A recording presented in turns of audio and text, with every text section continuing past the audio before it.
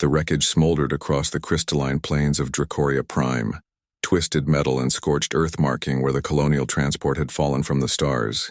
Queen Saren descended through the smoke on wings that caught the twin suns, her scales shimmering like molten gold against the ash-filled sky. Her guards had already swept the crash site, no survivors, they'd reported. But something pulled at her, an instinct older than her crown.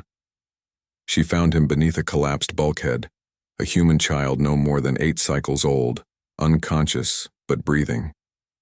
His small chest rose and fell with stubborn determination, defying the death that surrounded him. Burns marked his arms and his clothes were tattered, but he lived. Against all probability, he lived.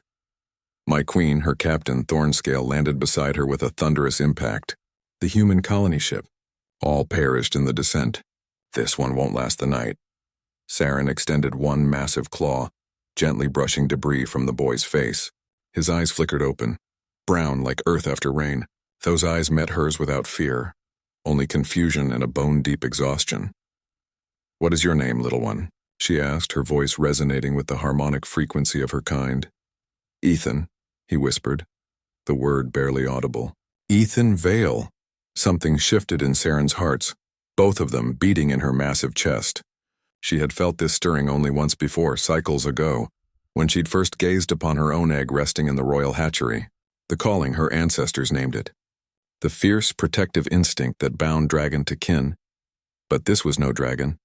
This was a human child alone in a universe that had just proven itself cruel. "Take him to the palace," Saren commanded. "To my personal chambers." Thornscale's crest flared in alarm. "My queen, your egg, it nears hatching. The hatchling will need you. This human will be under my protection." Her tone left no room for debate. The palace healers worked through the night, mending Ethan's broken body with technology that merged dragon biomancy with ancient science. Saren remained by his side, her massive form curled around the medical chamber, refusing to leave even when her advisors came bearing news of her egg. "The shell shows cracks, Your Majesty," they reported. "Your heir prepares to enter the world. You should be there." Saren's tail twitched with agitation. Dragon mothers never missed their hatchling's emergence. It was fundamental to the bonding, to ensuring the heir's proper development. Yet when she looked at Ethan Vale, small and fragile and fighting for every breath, she could not leave. "Monitor the egg," she said finally. "I will come when I can." 3 days passed. Ethan's eyes opened fully on the dawn of the 4th day, focusing on the massive dragon queen who had kept vigil beside him. "My family?" he asked, though something in his voice suggested he already knew. "I am sorry, little one. You alone survived." Tears tracked down his cheeks, silent and heavy. Saren had seen grief before, had caused it in wars past, but never had it struck her so deeply. She lowered her great head, letting the boy press his face against her warm scales and let him weep. That same morning, her egg hatched. The advisors brought news with barely concealed frustration.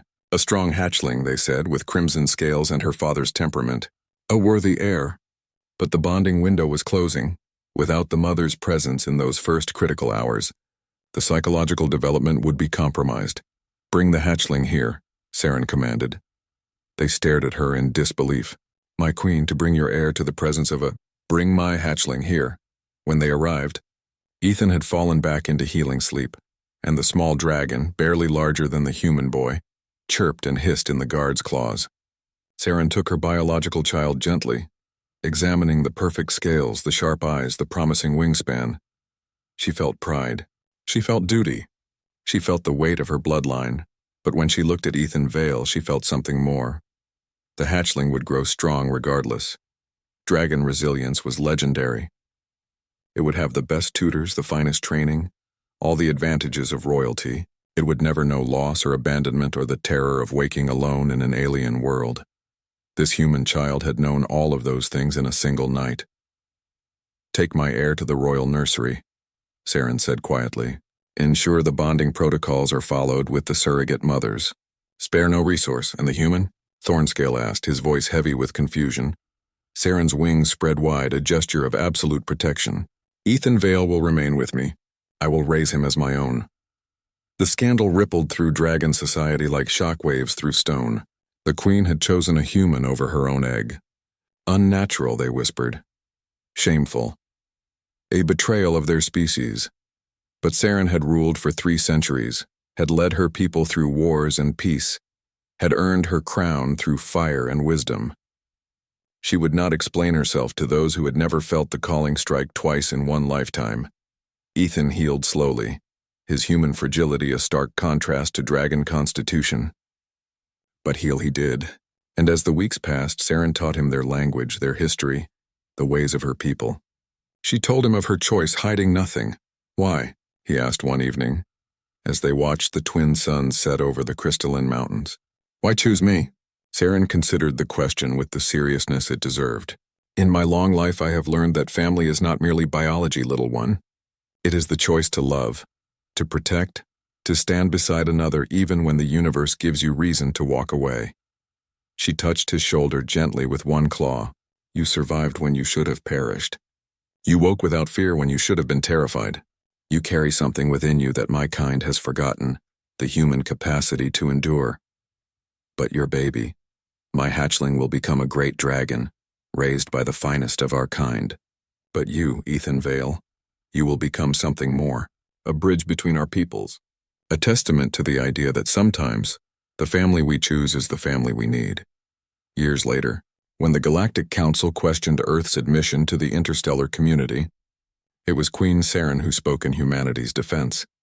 And beside her stood Ethan Vale, no longer a frightened child but a young man who embodied both human determination and dragon wisdom.